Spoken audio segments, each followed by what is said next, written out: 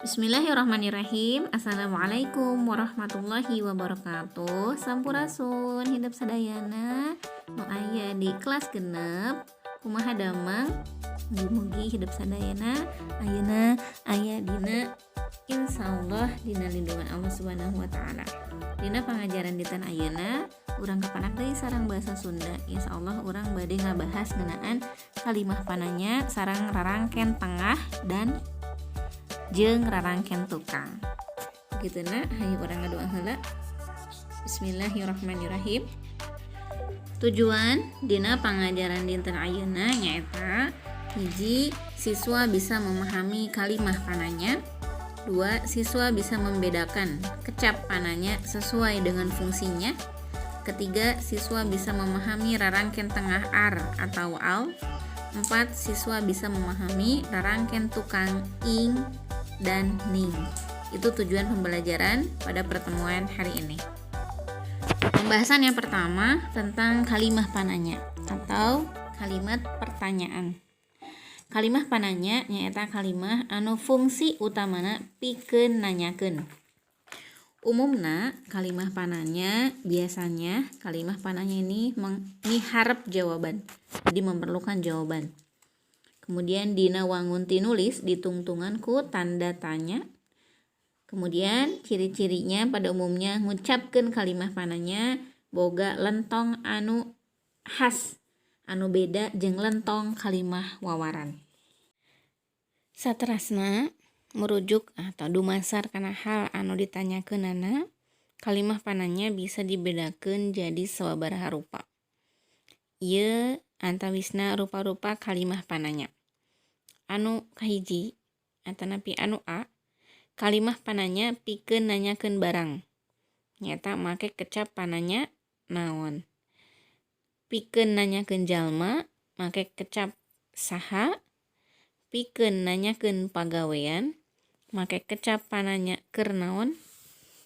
Pikeun nanyakeun sifat atawa kaayaan make kecap pananya kumaha. Pikeun nanyakeun ukuran make kecap pananya sakumaha atawa sabaraha. Pikeun nanyakeun tempat make kecap pananya mana, nu mana, di mana, ka mana atawa ti mana. Eta nanyakeun tempat. Saterasna pikeun nanyakeun waktu lumangsungna hiji kajadian. Waktu berlangsungnya suatu kejadian. Make kecap pananya iraha. Berikutnya pikeun nanyakeun cara ngalakukeun pagawean make kecap pananya kumaha. Pikeun nanyakeun sabab lumangsungna hiji kajadian make pananya naha atawa kunaon. Eta rupa-rupa tina kalimah pananya sesuai dengan fungsinya. Tah eta materi ngeunaan kalimah pananya jeung rupa-rupana. Saterasna pembahasan anu kadua nyaeta ngeunaan rarangken tengah ar atanapi rarangken tengah al. Kecap rundayan anu make rarangken tengah ar atanapi rarangken tengah al biasana nuduhkeun kaayaan loba atawa leuwih ti hiji. Rarangken tengah ar jeung al umumna diseselkeun atanapi disisipkan ya di tengah kecap asal. Contohna karasep. Kecap asalnya kan kasep, disimpan di tengah. Karasep. Tapi aya oge rarangken tengah ar jeung al anu pindah ka hareupeun kecap asal. Umpama kecap asal eta dimimitian ku huruf vokal. Seperti aramis, arindit, aralus, jeung sejenna deui. Contoh kecap rundayan anu make rarangken tengah ar atanapi rarangken tengah al. Ku hideuk tiasa ditingali dina buku paket kaca 8. Ayeuna pembahasan anu katilu nyaeta ngeunaan rarangken tukang ing jeung rarangken tukang ning. Rarangken tukang ing biasana dipake umpama ngantet kana kecap asal anu aksara panungtungna konsonan. Contohna mungguhing. mungguh aksara panungtungna dina kecap dasar eta nyaeta H. Jadi ngagunakeun ing. Bakating, bakat ing. Awahing, awah ing. Upami tadi rarangken tukang ing, ayeuna rarangken tukang ning. Nah, rarangken tukang ning ieu biasa dipake umpama ngantet kana kecap asal anu aksara panungtung.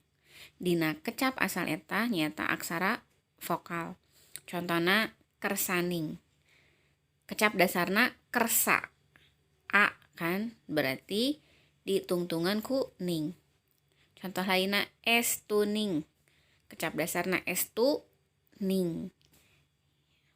Ta eta ngeunaan rarangken tukang ning, ing, rarangken hareup punten rarangken tengah ar atanapi rarangken tengah al sareng kalimah pananya. Mugi-mugi naon materi anu ku ibu didugikeun aya 3 materi tiasa ku hidup sadayana difahami supados langkung faham agar kalian semuanya lebih faham mengenai materi yang hari ini disampaikan. Silakan dikerjakan tugasnya. Mangga gawean pancena pahiji kaca 13 bagian 2 ngeunaan kalimah pananya. Terus kaca 10 nomor A dugi ka nomor E 5 soal saja ngeunaan rarangken tengah ar atanapi rarangken tengah al. Anu katilu kaca 34 ngeunaan rarangken tukang ing sareng ning. Sakitu mudah-mudahan tiasa dipidamel kalawan lancar sareng ku hidup sadayana tiasa difahami materi nu ku ibu didugikeun. Sakitu materi anu tiasa didugikeun ku ibu dina dinten ayeuna kanggo basa Sunda kelas 6, kanggo basa Sunda kelas genep. Hatur nuhun dina perhatosanana. Ibu tutup ku alhamdulillahirabbil alamin. Wassalamualaikum warahmatullahi wabarakatuh.